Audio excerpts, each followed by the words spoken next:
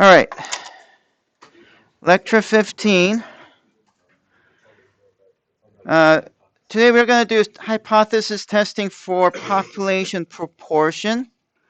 And this is very similar to hypothesis testing of mean, except that the standard deviation will not be given, and you'll use the test statistic, this formula right here.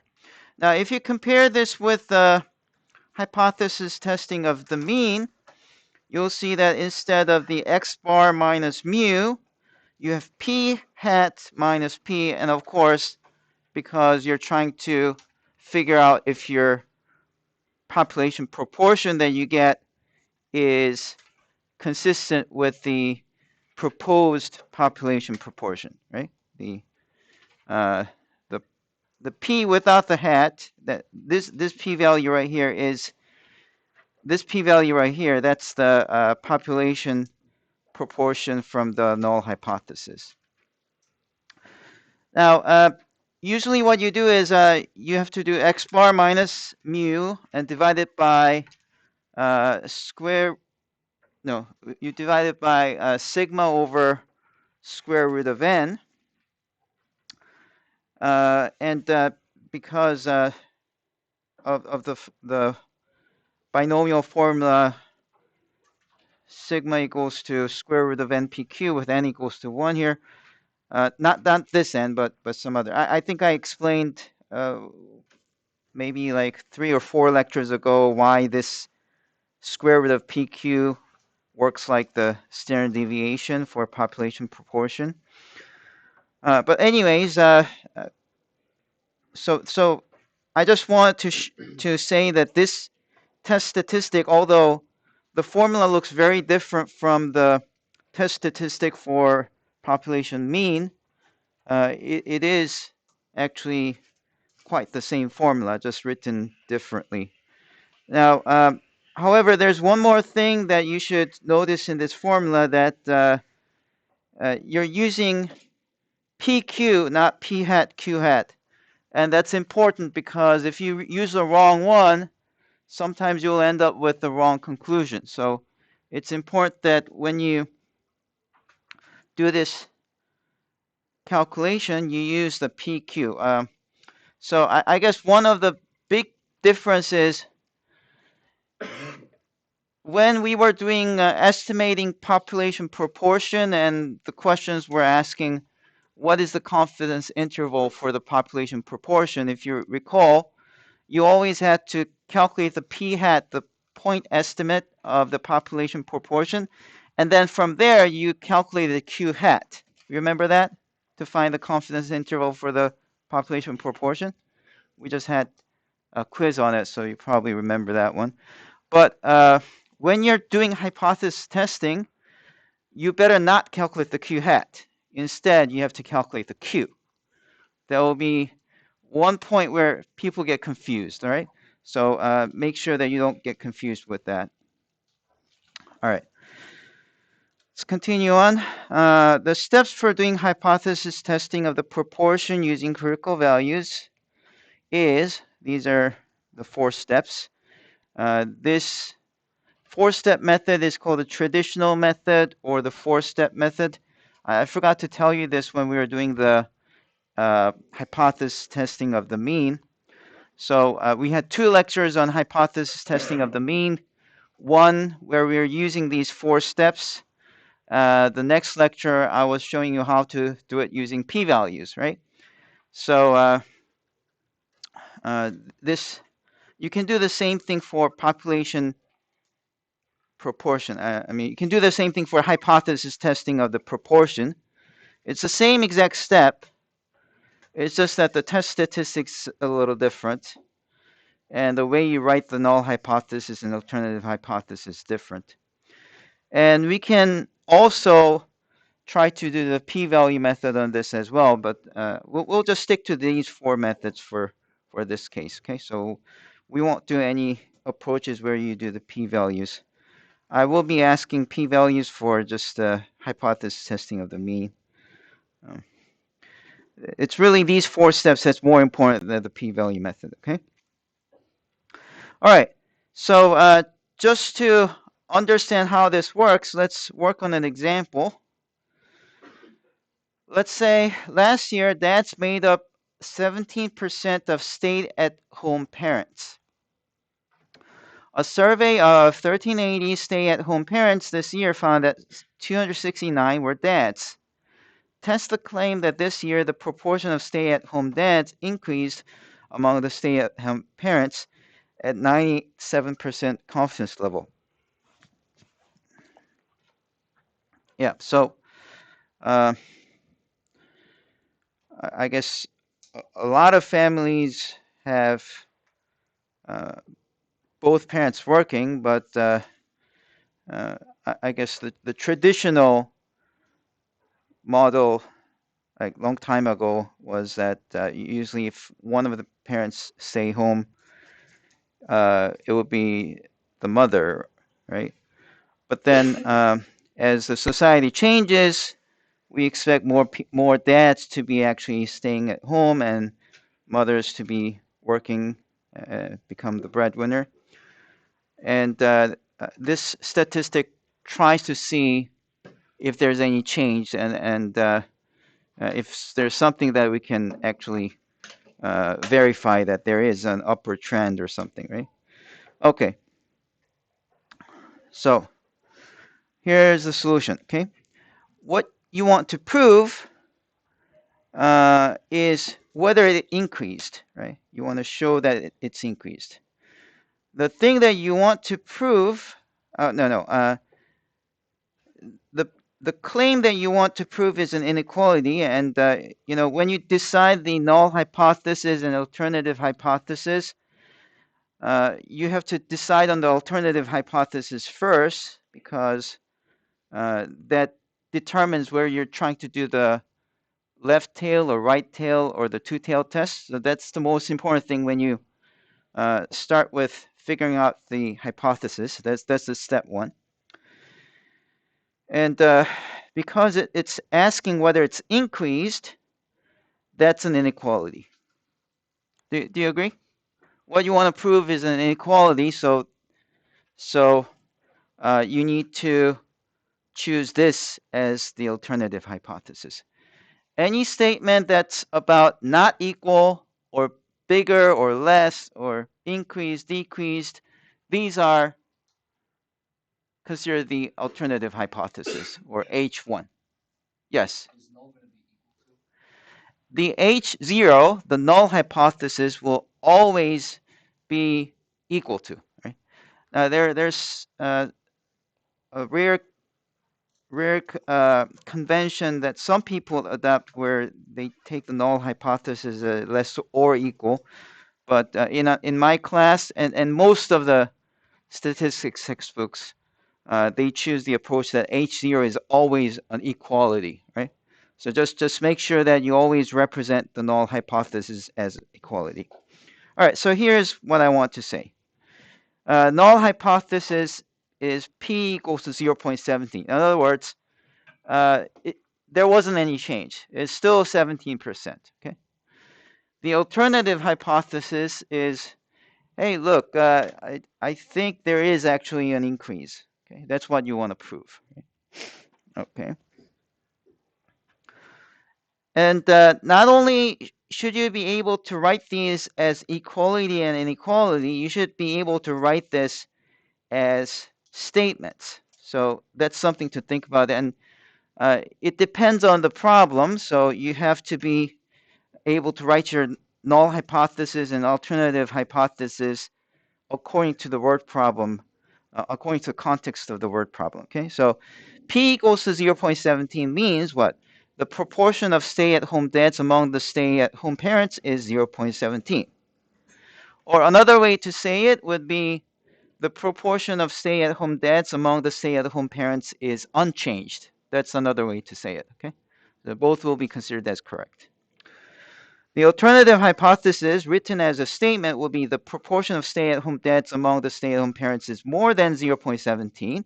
Or another way to say it is the proportion of stay-at-home dads among the stay-at-home parents is increased or has increased. All right? So you have to state the null hypothesis and alternative hypothesis in the step 1. Let's now move on to step 2. Now, in step 2, you have to determine the rejection region. You have to figure out what the critical values are and where the rejection region is. Since the alternative hypothesis is an inequality, we have a one-tail test, right? If the H1 has the statement not equal, this symbol right here, not equal, then you would be using a two-tailed test. Right? Now, moreover, the greater than inequality, p greater than 0.17, calls for the right-tailed test. If the inequality is p less than 0.17, that would be the left-tailed test, right? To find the critical value, we need the significant value with the formula alpha equals to 1 minus confidence level, which is 1 minus 0.97, equals to 0.03. Now, once you have determined that you need the right tail test with the significant level, or significant level 0.03, you should draw the normal distribution graph, and you should shade the right tail and put alpha there, meaning that the area of the shaded region should be 0.03. Okay, that's the right tail test. And by the way, this is actually a good review for the hypothesis testing of mean as well, because this part is exactly the same as the hypothesis testing of mean. Okay, so if you were doing the right tail test for hypothesis testing of mean, you also draw the normal curve, and you shade the right tail this way and say that the area should be same as the significant level. All right, so now let's figure out what this boundary would be. That's what we call the z-critical. And since the right side is 0.03, this white part, the unshaded area, must have 0.97, right? And to get this boundary right here, you use the inverse norm, but the number that you feed into the inverse norm is always the area from negative infinity up till that critical part. So you're really feeding in what this area should be. So you put in the area, proposed area, 0.97, to find out that the critical value is 1.881. Okay. Yeah. Now, we've been doing this a whole lot, even from exam 1, like converting the area to a critical value, or when you're given a critical value, you have to find the area. Hopefully by now this is not so confusing, but when I grade the quizzes, or that I see that a few people are still confused between the two things. Area can never be negative, whereas the critical numbers can be negative infinity up to positive infinity. Area can never be more than 1 because the area under the normal curve is 1. The entire area is 1, so if you have only a part, it can never be bigger than 1. But as you can see here, the critical values can be more than 1. And then I guess another thing to think about is if you're given the area you want the critical value, use inverse norm, or inverse t if you're using the t distribution. Yes? Are we going to be asked to find a p-value for this? The question was, are we going to be asked to find the p-value for this? I will not be asking p-value for the hypothesis testing of proportion. I'll only be doing it for mean. Yeah. Because that p-values are less important than the traditional method that we're doing. Okay. All right. Okay, and then if you're given the critical value and you want the area, then you use the norm CDF. So you should always try to see which function is applied. Choosing the wrong one will give you the totally wrong answer.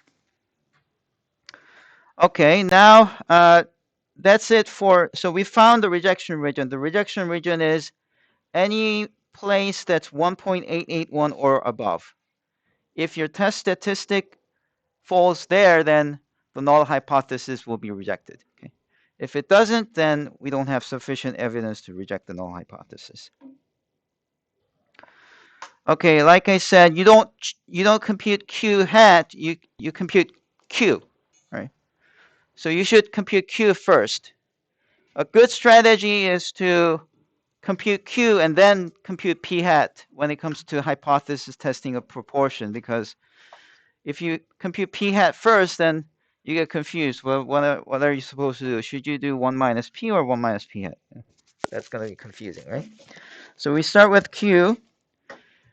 Because our null hypothesis has the p-value as 0.17, Q becomes 1 minus 0.17, which is 0.83. And then now we calculate p hat, the sample proportion or the point estimation, which comes out as 0.195. Now already you kind of see that 0.195 or 19.5% is much bigger than 17%, right? So what's your hunch? What's your hunch? Did it increase? Think so, right? It seems to be bigger than just by chance. I mean, if this year we got like 17.5%, then maybe it's just that we found a sample that's slightly more skewed to an increase, right?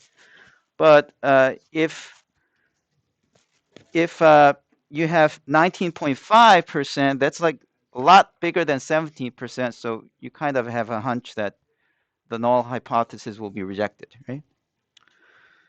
Okay. You now calculate this test statistic. This was the formula I showed you in the beginning. And you just plug in all the numbers, 0.195 for p hat, 0.17 for p, square root of 0.17, 0.83, and 1380. And one thing I want to say is that when you plug in these numbers into your calculator, make sure you put plenty of parentheses. Like you need actually a parenthesis around 0.195 minus 0.17. I've seen some people forgetting to put a parenthesis around here, and you end up with 0.95 and then minus of, you end up with a totally wrong number. Okay, so please try to put a parenthesis around here, and also inside the square root, please try to put a parenthesis around here. So let me show you how you put this in the calculator with plenty of parentheses. So you would be really doing parentheses 1.95, no, sorry, let's show you 0.195, and then minus 0.17, and close the parentheses and then divide, and then you put square root, and again, you want to put a parenthesis, okay? Please put plenty of parentheses. And then you have 0.17 times 0.83, and then you divide by 1380, and all of these are inside the square root, so that's what you put. And enter, you get 2.4723 something, and that's how I got the 2.47, right? Try to do this. Try to put this on your calculator as well. See if you get the same number. If you don't, the culprit is some missing parentheses. Yes? Can you explain the difference between P and P hat? P hat is what we got from the sample. P is from the null hypothesis. So the question right now is saying 17% of the population is stay-at-home dads, but when you actually got the sample of 1,380 stay-at-home parents, you found out that 269 were stay-at-home dads, right?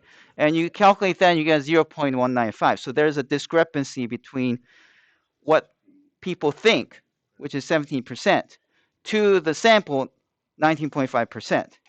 Now, if the discrepancy is small, then it could just be the sample. Like samples, if you get values from the sample, they fluctuate, right? Sometimes it's slightly higher, slightly lower. So it's probably just the sample, right? But if the discrepancy is big, then that means, oh, there must have been a change, right?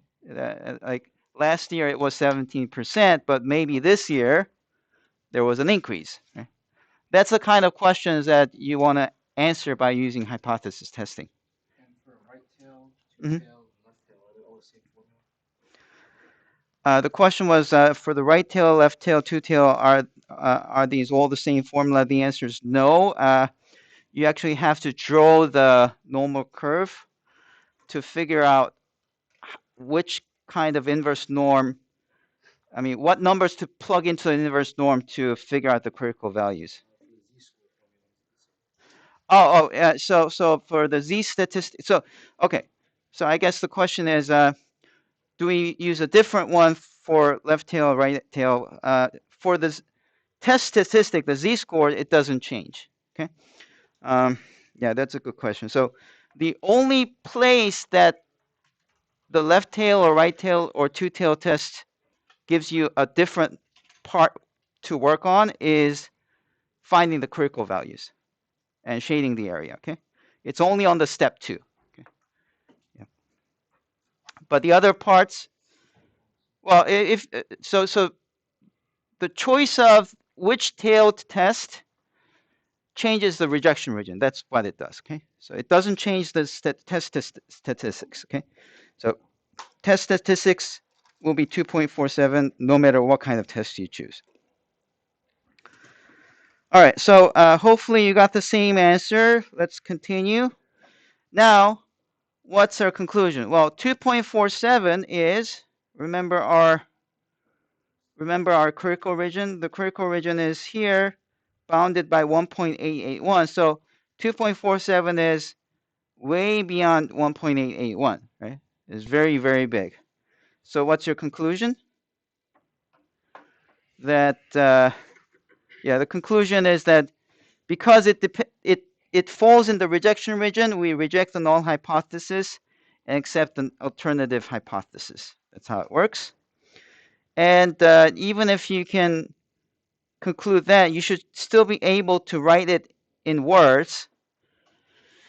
So if you want to write in words, this is what you have to write. So we have sufficient evidence, and actually this word right here, sufficient evidence or insufficient evidence, that's something that you really want to put in for all conclusions. Okay, so either put sufficient evidence or insufficient evidence in your conclusion.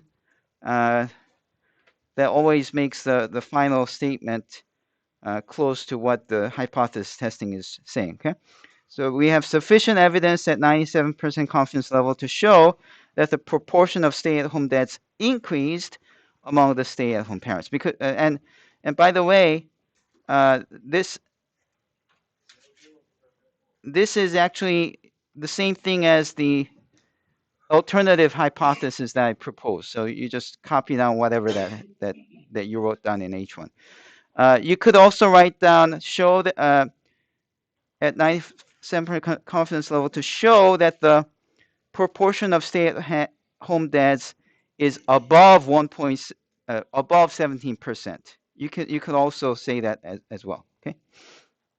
So this part I'm saying whatever you put as the alternative hypothesis, you can just write here. Okay. All right. Let's move on to the second example. A company producing scratch lottery claims that 25% of their lotteries are winners, although in most cases the prize is $5 only. For science, you buy 1,000 of their lottery tickets and scratched all of them. For science, right? Yeah. The finding was that 270 were winners. Do you have a case that the proportion of winning lottery is not 25% at 0.04 significance level? Okay. That'll be an interesting experiment for science, right? Yeah, you should ask your friends to give you money so you can try this. All right. Okay. Step 1. This time the claim to prove is not equal, right? It's not equal to 25%. So what type of test are we doing? Two-tail. Okay, good. So you're kind of getting the hang of this now, right? And this p not equal to 0.25. Should that be h0 and h1?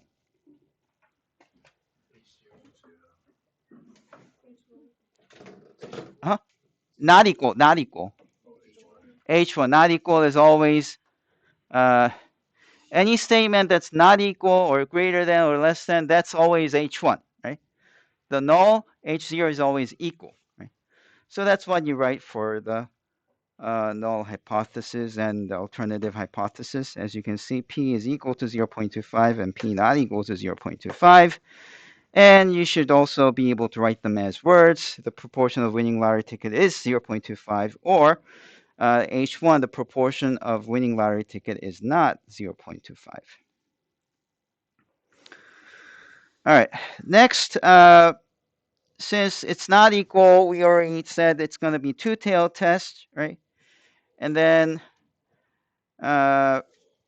what you can do is, since our significance level is 0.04, what will be the area of this much right here? 0.02, because it's half of the significance level 0.04, right? The significance level is the area of the rejection region, right? So if the area of these shaded part adds up to 0.04, and if this is symmetric, then this must be just 0.02. Now, therefore, if you plug in 0.02 into the inverse norm, you see that the value you get is negative 2.054, which means the x coordinate right here is negative 2.054. Whereas right here, what will be the coordinate of this boundary then? It will be the positive 2.054 because of symmetry, right? So just remember that the rejection regions are bounded by negative 2.054 and 2.054. All right, now let's continue. As before, calculate the Q first. 1 minus 0.25, 0.75. And then you calculate the point estimate p hat, because it's 270 were winners out of 1,000 lottery tickets. You get 0.27. And then you plug into this formula, and we get 1.461. I'll just accept this. I don't think I have to show you how to do it in the calculator again, but please do check that you get the same value, right? So that's your step 3. You found the test statistics. What's step 4? Do you remember what step 4 is? Huh? Yeah. Right. You determine it's sufficient or insufficient, or in other words, you draw a conclusion. You draw the statistical conclusion. And because our test statistic is 1.461, and that's between negative 2.054 and 2.054, if you look at the graph, 1.6461 will be somewhere here in the white region. So it's not in the rejection region. If that happens, what do we say? We have insufficient evidence to reject. Okay? So, I think it's better to just say we have insufficient evidence. That way, we can just memorize that. Okay? Yeah. So let's make this as a rule.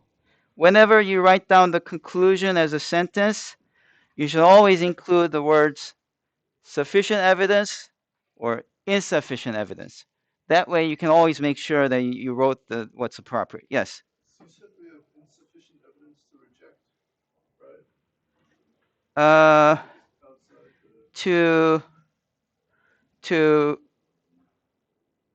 Yeah. Okay. So what you're proposing is I change this to We have insufficient evidence at 4% significance level to reject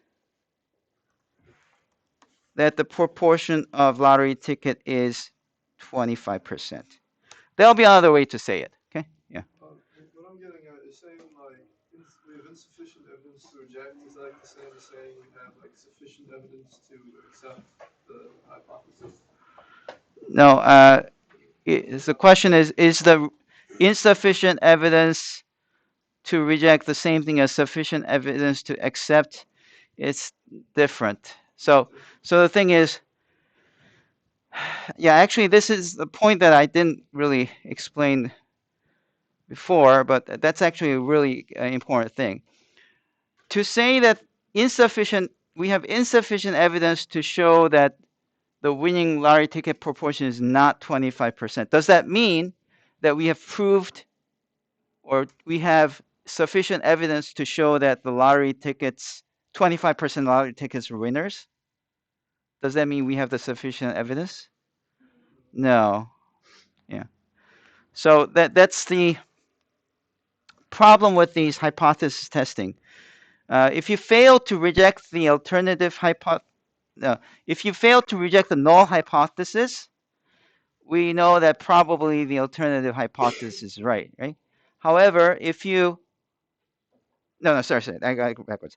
If you succeed in rejecting the null hypothesis, then probably the or with high probability the alternative hypothesis is right?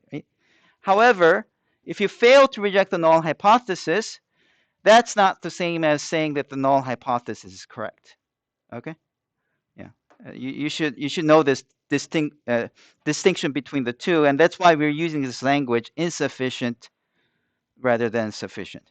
Yes. Can we reject it though because it's not equal to 0.25? Okay. What's the question? For step 4, Oh. it says we cannot reject it. Should We be able to reject it? So we have insufficient evidence to reject it. It means that we cannot reject it. That's what it means, right? If it's insufficient to reject, that means we cannot reject the null hypothesis. Right?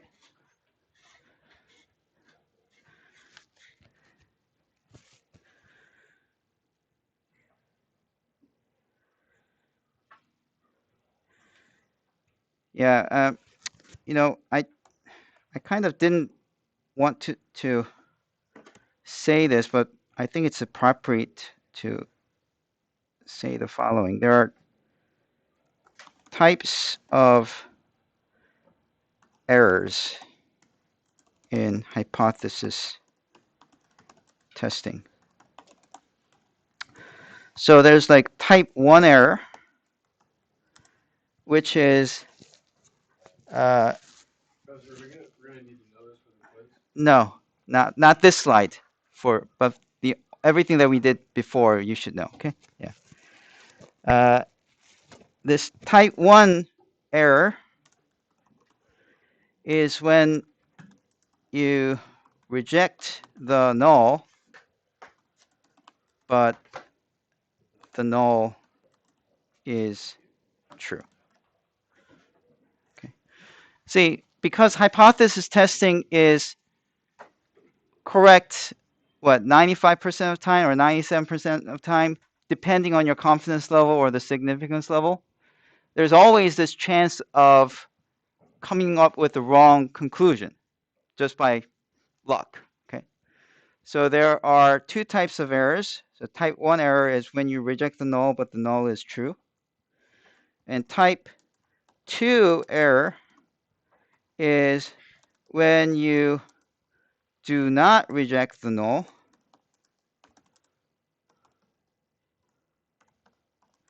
but the null is not true.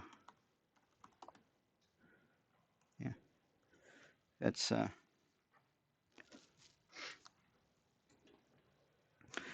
you remember the story of the boy who cried wolf, right? Yeah. And if you have two kinds of theories. Uh, Usually, the null hypothesis is the more conservative one, like the one that usually happens, and then the alternative hypothesis is like something that doesn't happen a lot, but it's somewhat interesting, right? And when the boy cried, "The wolf is coming and eating my sheep," not the sheep, sheep. Uh, what happens is uh, he's claiming the alternative hypothesis true, H1, right? But when the villagers came and saw what happened, it was actually the H0 that was true, that there was no wolf, right? And then later, when the boy was really attacked by a wolf and he was crying for help, the villagers thought there's no wolf, right? So that they were going for H0, but actually it was the H1 that was true. Okay, so the later one is a type 2 error. The first one is the type 1 error. So that's how you remember. But rather than knowing this terminology, what I really want you to know is that hypothesis testing is not always true. There's always like a small probability that it could be wrong. All right, now let's talk about a completely different type of hypothesis testing. And this one is about chi-square test for independence.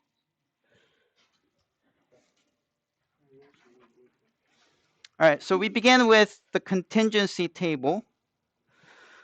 A contingency table is a table of frequency numbers.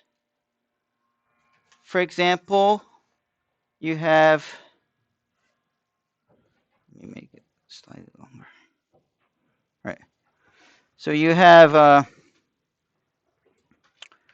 43 right-handed males and 9 left-handed males.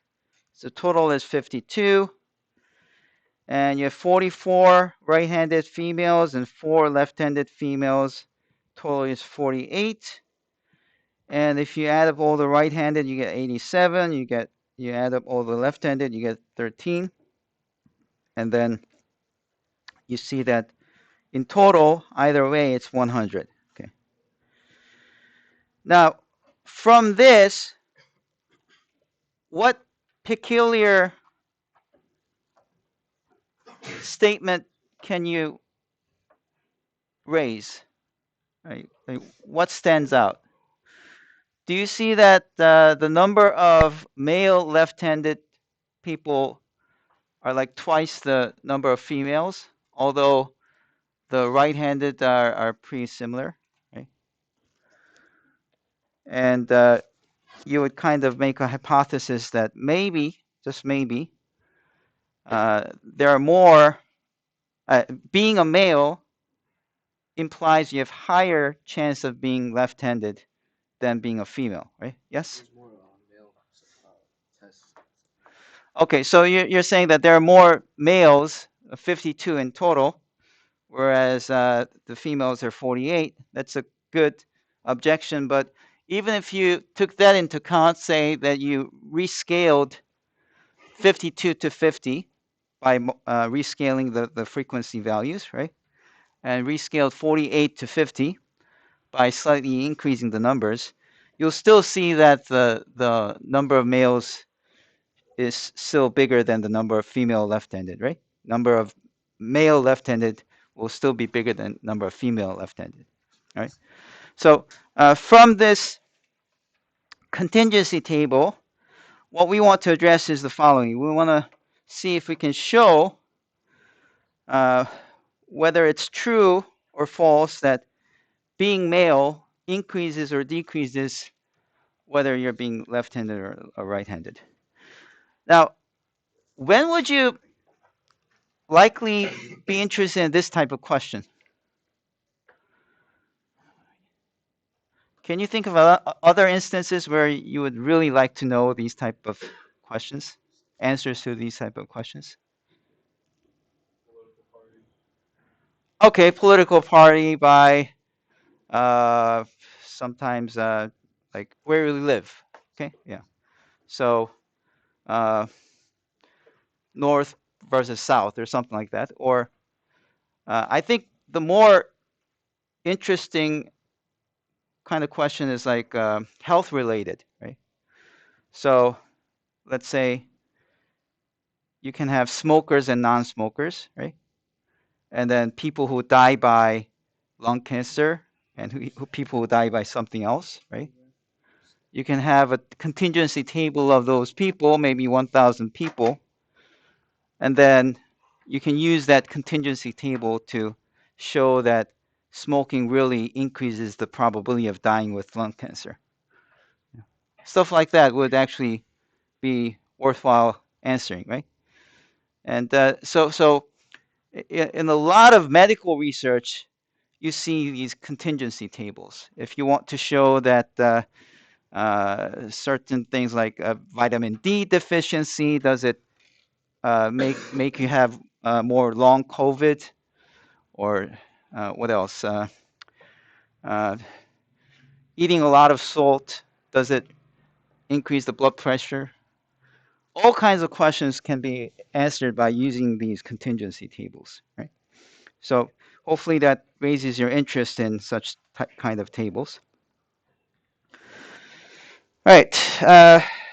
For the chi-square test for independence, we still use the four-step approach. You start with the null hypothesis and the alternative hypothesis, except the null hypothesis and alternative hypothesis is somewhat fixed. And it's totally different from the hypothesis testing of mean or the proportion. So you actually have to memorize these two. And I will be asking these in the exam, so you should try to really memorize this. Okay, so the null hypothesis for chi-square test for independence is that the two variables are independent. So in our example, being a male or female is one variable, and being left-handed or right-handed, that's another variable. Okay. Now, the null hypothesis is saying that there's no difference. Okay. Whereas H1 would be that the two variables are dependent. In other words, one variable will be affecting the other. So if you're born male, you have higher chance of being left-handed or something like that. Okay, so make sure that you actually memorize at least one of the two. Okay, so you can either memorize the null hypothesis of the two variables independent and H1 as the two variables are dependent, or a better way to say it would be the null hypothesis is that there is no association between the two variables, and the alternative hypothesis, one variable affects the probability of the other. Okay.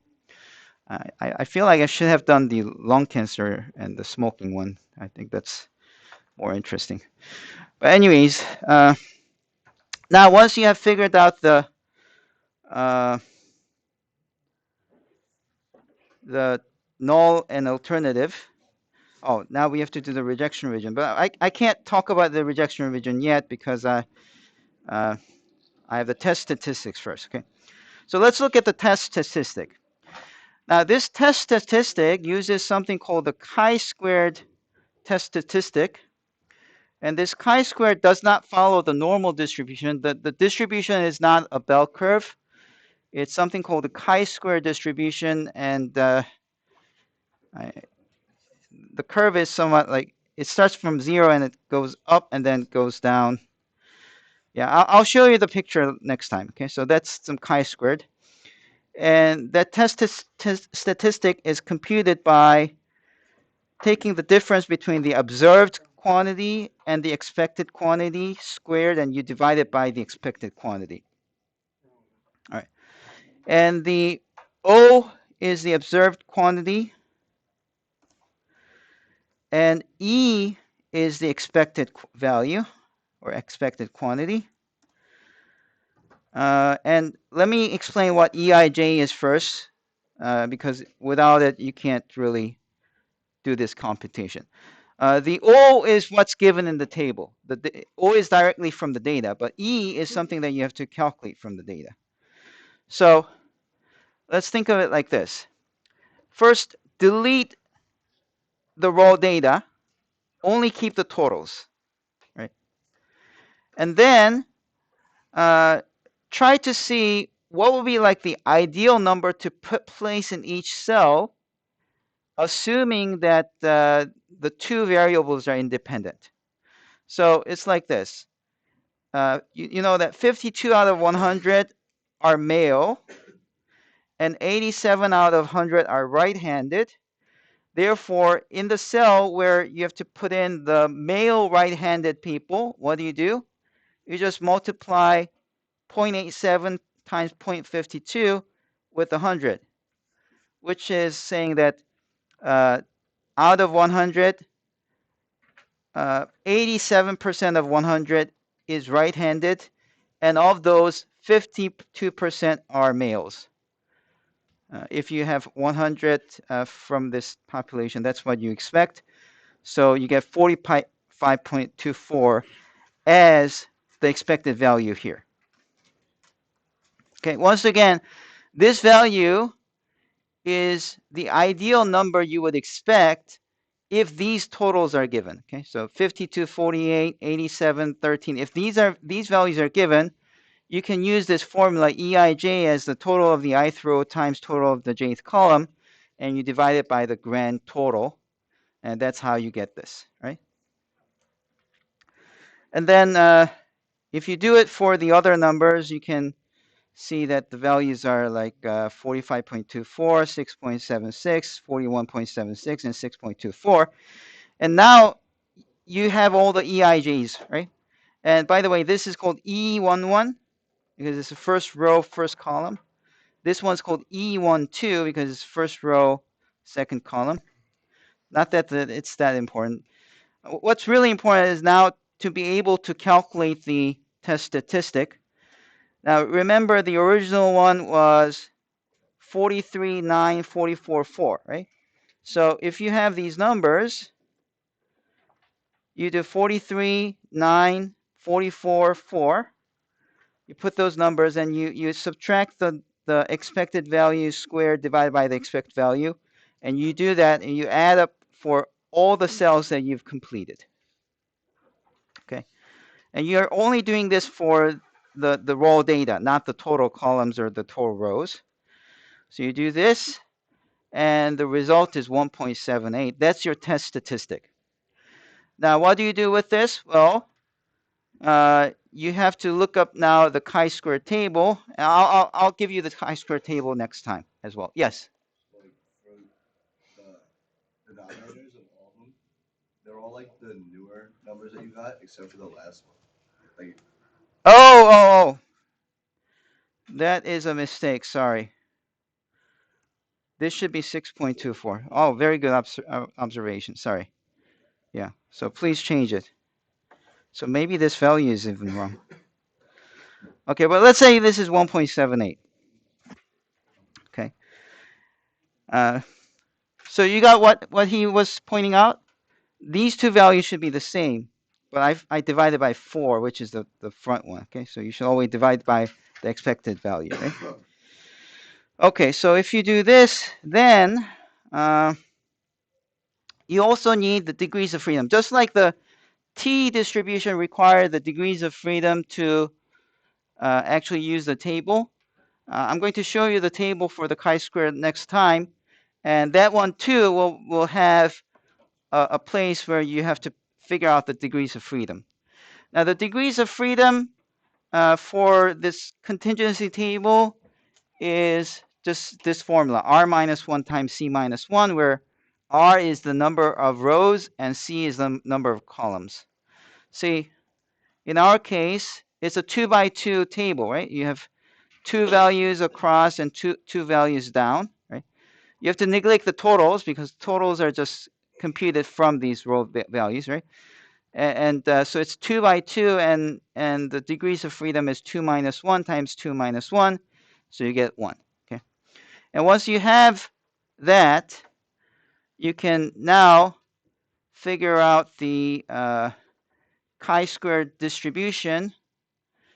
And sorry, I don't have the chi-square distribution today with me, but If you look at the chi-square table with degrees of freedom 1, we'll see that the significance level of 0.05 corresponds to the critical value of 3.84.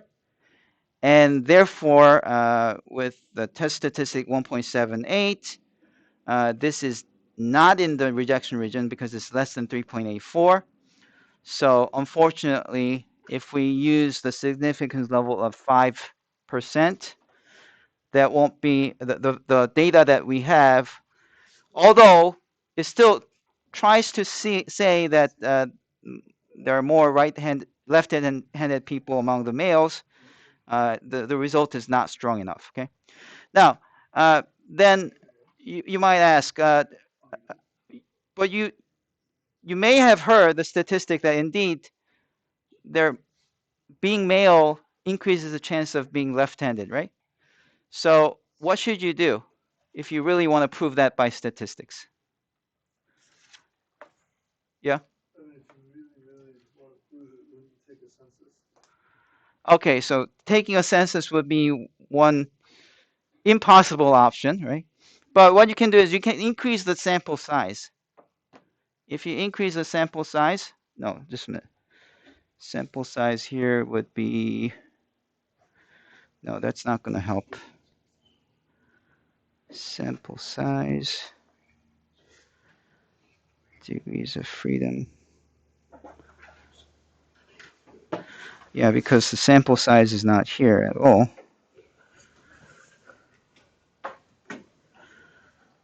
Yeah, I guess you'll just have to figure out another data with stronger results. Yeah, I thought increasing the sample size would work, but I just realized that there is no mention of sample sizes here. Just a minute. If you increase, yeah, it will, Okay, so although the test statistic doesn't have the sample size directly, this overall increases with the sample size. So what happens is that let's say you did the 1,000 people, and you get numbers in proportion. Let's say these came as 430, 90, and so on and so on. Then you will see that the test statistic then increases tenfold, and now that's going to fall in the rejection region, right? So that's what you need to do. Okay. All right. So today I just show you an example. This was just an introduction to the chi-square test for independence, but with a few more examples on Wednesday, you should be able to understand what we're doing. That's all for today.